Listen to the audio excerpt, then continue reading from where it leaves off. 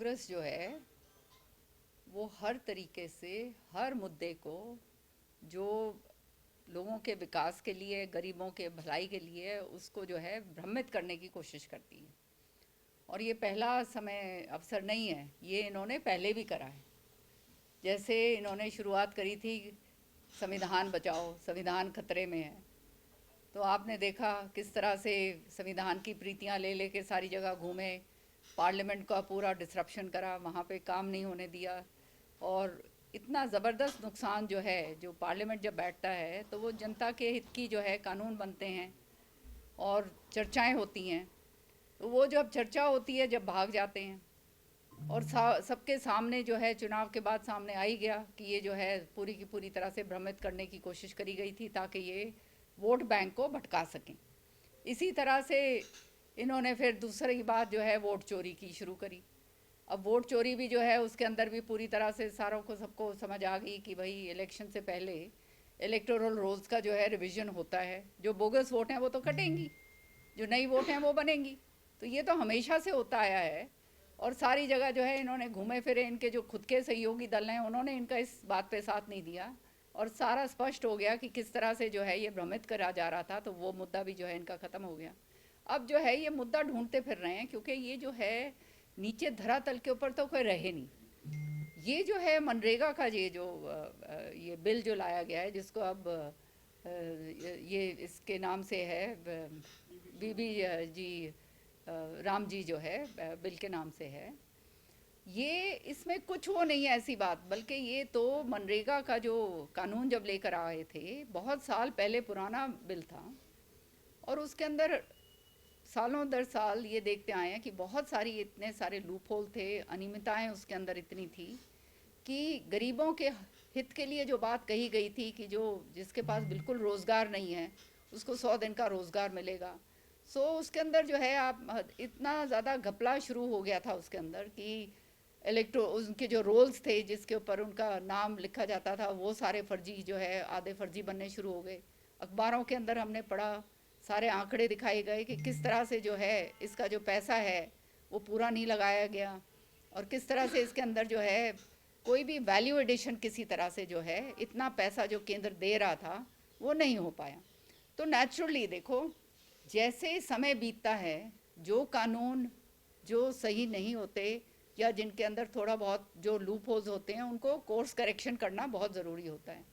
तो बीजेपी सरकार ने इसके ऊपर एक पूरा का पूरा जो है अध्ययन करके ये देखा कि इसको और सुदृढ़ किस तरह से करा जाए ताकि आने वाले समय के अंदर गरीब को उसका फ़ायदा ज़्यादा से ज़्यादा मिले और इसके अंदर जो घपलेबाजी थी वो पूरी तरह से बंद हो।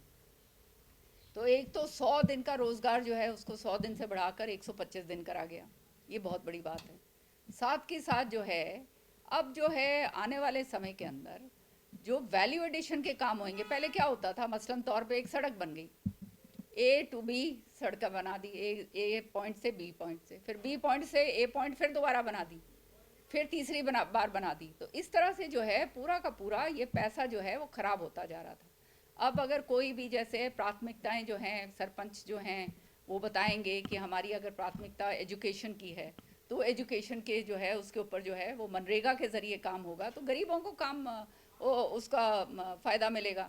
अगर वो कहते हैं प्राथमिकता हमारी पीएचसी या ये सारा कुछ बनाना है वो है तो उसके लिए उनको मिलेगा, वैल्यू एडिशन होएगी। स्कूल्स के अगर कोई कमरे बनने हैं या कोई नहरों की जो है सफाई होनी है या नहरों का कुछ और काम करना है तो ये सारा का सारा वैल्यू एडिशन का काम होगा कि जहाँ पैसा लगे वो कम से कम दिखे तो सही, वो यूं खराब तो ना हो। तो इसके अंदर तो जो है जो पैसा खाने वाले लोग या जो बीच में जो ये जो अनियमितताएं थी वो सारी की सारी ख़त्म करने के लिए हैं। गरीब आदमी को तो बल्कि इसका फ़ायदा होने वाला है, डिजिटलाइजेशन के ज़रिए जो है सीधा पैसा उनके खातों के अंदर जाएगा ताकि बीच का जो है बिचौलिए जो है उनका कोई पैसा ना खा पाएँ। ये सारी चीज़ें जो हैं इन सारों को देख कर कि किस तरह से जो है गरीब को जो है उसका मानदेय उसको मिले और उसको जो है बेरोज़गार ना रहे और उसके जो है घर के अंदर वो खाने के दाने उसके हमेशा रहें। ये तो उसके अलावा है। वैसे तो आप जानते हैं कि सरकार जो है सारे ये राशन और ये सारा कुछ तो दे ही रही है, लेकिन अब जैसे हरियाणा के मसलन तौर पे अब जब कटाई का सीज़न आता है तो मुझे मालूम है सारे किसान भाई ये कहते हैं कि वो बाहर से जो हैं मज़दूर आया करते थे, और बाहर से अगर मज़दूर ना आए तो इतना इतना रुपया उनको देना पड़ता था। तो अब जो है ये मनरेगा के ज़रिए भी ये काम हो पाएगा, कि कोई ज़रूरी नहीं है कि बाहर के ही जो हैं, ये मनरेगा के जो लोग हैं ये उसके अंदर काम कर पाएंगे। तो इस तरह से जो है बहुत सारी चीज़ें जो हैं उसको सुदृढ़ करा गया है, कानून को बहुत ज़्यादा मजबूत करा गया है, ताकि गरीबों को उसका फ़ायदा मिल सके। और जहाँ पे लूप होल थे, जहाँ पे पैसा बर्बादी हो रही थी, जहाँ पे गबन हो रहा था, उसको रोकने के लिए जो है ये करा गया है। और ये समय समय पर जो है कानून जो है, जो पुराने अंग्रेज़ों के समय के जो कानून थे वो अगर हम नहीं बदलेंगे तो उसका क्या फ़ायदा हमारा क्या फ़ायदा होगा? देश के अंदर कोई फ़ायदा नहीं है। इसलिए समय समय पर कानूनों को जो है सुदृढ़ बनाने के लिए, जनता के हित के लिए, कि जनता को किस तरह से उसको और फ़ायदा मिल सके, गरीबों का उसका ज़्यादा से ज़्यादा कैसे फ़ायदा मिले, ये इसलिए ये बिल बनाया गया है। अब दूसरा बात आती है नाम के ऊपर। नाम तो इन्होंने खुद इतनी बार बदला है मनरेगा का, ये पहली बार थोड़ा है। और दूसरी बात मैं ये कहना चाहती हूँ, जो हमारे राष्ट्र पिता हैं महात्मा गांधी जी, वो क्या एक छोटे से उस पे कागज़ तक सीमित हैं? वो तो हमारे फादर ऑफ द नेशन हैं, वो तो सम्मानित हैं, पूरे देश के लिए सम्मानित हैं। उनके लिए कोई, उन सबके लिए सर्वोपरि हैं। तो ये इस तरह से उनका नाम लेके राजनीति करके और जो है भ्रमित करना, ये जो है कांग्रेस का पूरी तरह से इनका वो बन चुका है, कार्यक्रम बन चुका है। क्योंकि इनके पास और कुछ नहीं है, आपस के अंदर इनके लड़ाई झगड़े हैं, उसको ये जो है छुपाने के लिए, आपस के अंदर जो मतभेद हैं वो छुपाने के लिए अब जो है ये इस तरह की जो हैं गुमराह करने वाली बातें जो हैं उन कानूनों के लिए ये जो है ये करते हैं। एक इसमें अभी ये है कि एवरेज एम्प्लॉयमेंट डेज इसमें 50 है, तो इसको बढ़ाने के लिए भी सरकार एफर्ट करेगी, किस तरीके से एफर्ट करेगी? देख देख सरकार अभी तक क्या था कि केंद्र से जब पैसा आया करता था तो उसके अंदर सरकार का कोई वो नहीं था। अब सरकार का भी अब जब हस्तक्षेप होगा तो नेचुरली स्टेक्स जो हैं दोनों के होंगे, 60-40 का जो रेशो है वो शेयर करना पड़ेगा। तो उसके अंदर जो है जो प्रदेश की सरकारें हैं उनको भी इसके अंदर जो है पूरी तरह से ध्यान देना पड़ेगा कि सही काम कहाँ हो रहा है, नहीं हो रहा, प्रॉपर इनको मिल रहा है, नहीं मिल रहा है। हाँ जी। हरियाणा से आपने राज्यसभा मेंबर हैं, तो यहाँ के कौन कौन से इश्यूज को आपने जो है उठाया और आने वाले समय में कौन कौन से इशू उठाए? देखिए, एक तो पार्लियामेंट के अंदर तो बहुत सारे इश्यूज भैया मैंने उठाए हैं, आपको सोशल मीडिया के ज़रिए आपको पता चलता होगा। अभी हाल ही में एक इशू उठाया था मैंने, किसानों का, जो आप जानते हो ये छेमा कंपनी जो थी जिसने 300 कुछ करोड़ जो है मुआवजा देना था भिवानी और दादरी के अंदर, और पूरी तरह से खा गए पैसा, और किसानों का जो है पैसा इन्होंने दिया नहीं। तो इस बात को पार्लियामेंट के अंदर मैंने उठाया। फिर माननीय हमारे जो केंद्र के मंत्री हैं चौहान साहब, उनके साथ ये बातचीत हुई और हमारे माननीय मुख्यमंत्री जी से बात हुई, तो तुरंत जो है उसके ऊपर आपने देखा है कार्रवाई हुई है। और वो एक अफसर जो है जिसने ये सारा कुछ जो करा था उसको निलंबित भी करा गया है। और जो मुआवजे की जो मांग थी, जो भिवानी दादरी को, भिवानी जिला और दादरी ज़िले को मिलनी थी, वो भी जो है अब सिरे के ऊपर चढ़ने जा रही है। फिर मैंने एक मुद्दा किसानों का, क्योंकि हरियाणा से आती हूँ मैं और हरियाणा की बात करनी बहुत अनिवार्य है, कृषि प्रधान प्रदेश है हमारा। तो किसानों के मुद्दों के साथ जुड़ा हुआ एक मुद्दा, बहुत अहम मुद्दा है कि जब जब भी बिजाई का सीज़न आता है तब जो है खाद की किल्लत होती। तो ये खाद की किल्लत जो है किस तरह से जो है ये कम हो, और किस तरह से जो है जब खाद दी जाती है तो अनिवार्य कर देती हैं ये कंपनियां। एक तो स्पूरियस कई बार खाद पकड़ाई जाती है और फिर साथ में कुछ ना कुछ और देते हैं कि भाई ये लेके जाओ, एक कट्टा खाद लोगे तो इस ये कीटनाशक, ये दवाई लेनी है, ये दवाई लेनी है, ऐसे कुछ होता है। और ये इससे जो है किसान को आर्थिक जो है नुकसान बहुत पड़ता है, क्योंकि किसान का तो आप जानते हो तो हैंड टू माउथ जो है अपना बेचारा काम करता है। तो ये मुद्दा मैंने उठाया बहुत विस्तार से, जो है इसके ऊपर संज्ञान जो है हमारे मंत्री जी जो हैं वहाँ पर, नड्डा जी, उन्होंने इस पर जवाब दिया और उस पर कार्रवाई करी। और उसके बाद यहाँ पर एक कंपनी के ऊपर हरियाणा के अंदर कार्रवाई भी हुई। तो ये जो है ये सारे मुद्दे ये उठाए। फिर जैसे ग्राउंड वाटर रिचार्जिंग है, उसका मुद्दा है। और नेशनल जो मुद्दे हैं, जैसे न्यूक्लियर बिल जो था, शांति बिल है, उसके ऊपर मैंने बहुत विस्तार से जो है चर्चा करी। इसी तरह से ऑपरेशन सिंदूर के ऊपर, और जो हमारा जो राष्ट्रपति का जो अभिभाषण होता है, मुझे मेरी पार्टी ने जो है सम्मानित किया और मुझे मौका दिया ओपनिंग के लिए इसमें पार्लियामेंट के अंदर, राज्यसभा के अंदर। तो ये बहुत बड़ी चीज़ें हैं।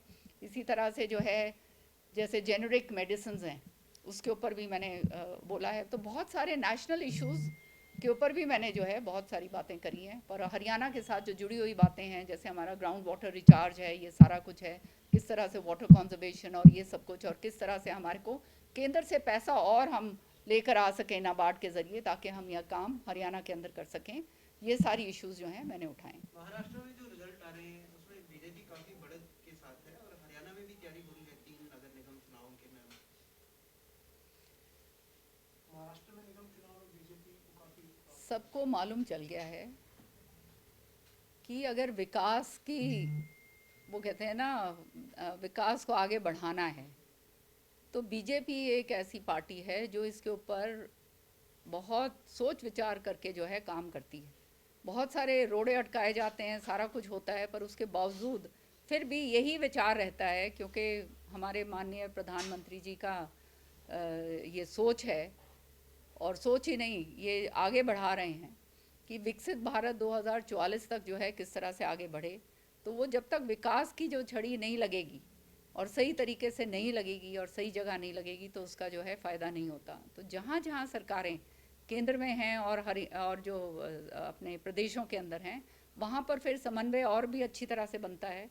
और बीएमसी तो आप जानते हो एक बहुत ही रिच बॉडी है इसकी, महाराष्ट्र की, और उसके अंदर जो है बीजेपी अपने पूर्ण बहुमत से जो है आ रही है, तो निश्चित तौर पर उसका फ़ायदा देश की सबसे रिचेस्ट बॉडी है। तो नेचुरली जो है उसका फ़ायदा जो है मुंबई कारों को जो है अब मिलेगा। और आप देख भी रहे हो कि किस तरह से, आपने अगर मुंबई गए होगे, अभी रिसेंटली मैं गई थी, तब किस तरह से पूरा का पूरा वो जो है वाटर फ्रंट पूरा बनाया गया है, कितना सौंदर्यकरण करा गया है, कितना उसके ऊपर काम करा गया है। तो ये सारी चीज़ें जो हैं पहले 10 साल पहले तो हमने कभी देखी नहीं थी। अब जो है इतनी तेज़ी से विकास हो रहा है। आप यहाँ पे आके देखिए, लुटियन दिल्ली के अंदर किस तरह से जो हैं, जो जर्जर हालत के अंदर जो दफ्तर और ये सारे बने हुए थे, किस तरह से बिल्कुल चमाचम पूरे नए तरीके से बनाए गए हैं। अम्बेडकर भवन जो है, जो इंटरनेशनल है, क्या ज़बरदस्त वो बनाया है, इंटरनेशनल स्टैंडर्ड्स के ऊपर बनाया है। तो ये सारी चीज़ें जो हैं, जो देश को एक प्रोजेक्ट करती हैं और जहाँ पे होना चाहिए, वो सारी चीज़ें जो हैं पिछले 10 सालों के अंदर जो है हुआ है, और इसमें कोई मनाही नहीं कर सकता। कोलकाता में जिस तरीके से ईडी ने रेड की थी मैम, वो मामला सुप्रीम कोर्ट पहुंचा है। सुप्रीम कोर्ट ने कहा कि ईडी के काम में दखल नहीं दिया जा सकता है। साथ ही ईडी ने ममता पर भी मामला दर्ज किया। कैसे आप इस पूरे प्रकरण को देखते हैं? देखिए, ईडी एक इंडिपेंडेंट बॉडी है और वो अपने हिसाब से अपना काम करते हैं। और अब ये मैटर जो है ये लंबित है सुप्रीम कोर्ट में, तो इसके ऊपर चर्चा करना जो है अनिवार्य नहीं है। इट इज़ सब जुडिस, तो इस पर मैं बोलूँगी नहीं। लेकिन एक बात ज़रूर कहूँगी कि मैं तो वहाँ गई हुई हूँ, और आप अगर जाके देखेंगे तो आप देखेंगे कि पिछले 10 सालों के अंदर क्या हाल हो गया है। जो कोलकाता जो शहर, जो इतना सुंदर शहर था, सारा कुछ था, अब उसके अंदर क्या हाल हुआ है, देखकर दर्द होता है। और ये सारा जो है इसका वो कहते हैं ना, ये ममता जी के ऊपर ही आता है। अब आने वाले समय में लोग भी बहुत उकता चुके हैं, सब ने देख लिया है ये पॉलिटिक्स ऑफ अपीजमेंट जो चलती है वो अब काम करने वाली नहीं है। जो ये बांग्लादेशी जो घुसपैठिए हैं, इनको बाहर निकाला जा रहा है, तो ये तो इसमें कोई, ये तो देश हित की बात है। क्योंकि आज हम सब ने देखा है किस तरह से दिल्ली के अंदर वो ब्लास्ट हुए, किस तरह से वो फलाफल, वो कौन सी यूनिवर्सिटी, अल फला यूनिवर्सिटी के अंदर मॉड्यूल्स निकले हैं। और ये मॉड्यूल्स मतलब हर हफ्ते आप ये देखिए कहाँ कहाँ किस तरह से जड़ें इनकी कितनी तेज़ी से फैल गई हैं। और ये सारा का सारा काम जो है ये सारे इन लोगों के थ्रू होता है। तो आप समझ सकते हैं कि ऐसे लोगों को बाहर करना बहुत ज़रूरी है। और यहाँ पर जब ये हमारे देश के बाशिंदे ही नहीं है तो ये वोट क्यों कैसे करेंगे? तो इसलिए जो है इनको बाहर निकालने की बात करी जा रही है। उनसे इनको जो है तकलीफ हो रही है, क्योंकि ये अपने राजनीतिक अपने उद्देश्यों को सिद्ध करने के लिए जो है इनकी वोटें लेते हैं, और नुकसान जो है देश को होता है। एक बीएसपी प्रमुख है मायावती, उनका बयान आया, वो कह रही कि अब अकेले चुनाव लड़ेंगे, गठबंधन में चुनाव लड़ने का काफी नुकसान उनको हुआ है। इस तरीके से उनके बयान को देख के क्या लगता है इससे कुछ हालात बदलेंगे? देखिए, बीएसपी जो है वो अपना, उनकी एक पार्टी है, तो वो तो हर एक पार्टी का अपना अपना सोच होता है कि किस तरह से चुनाव लड़ना है, किसके साथ समझौता करना है, नहीं करना, चुनाव के समय क्या होता है, उस समय क्या बात होती है। तो ये तो सारी चीज़ें जो हैं राजनीति के अंदर होती आती हैं, और वो जब चुनाव होगा, जब देखी जाएगी, जब पता चलेगा कब असलियत के अंदर क्या हो रहा है। मैम, एक पंजाब में जो पंजाब केसरी ग्रुप है उसके ऊपर लगातार कई रेड हुई है, पंजाब केसरी प्रिंटिंग प्रेस पर और उनके होटल एंड बाकी वेबसाइट पर।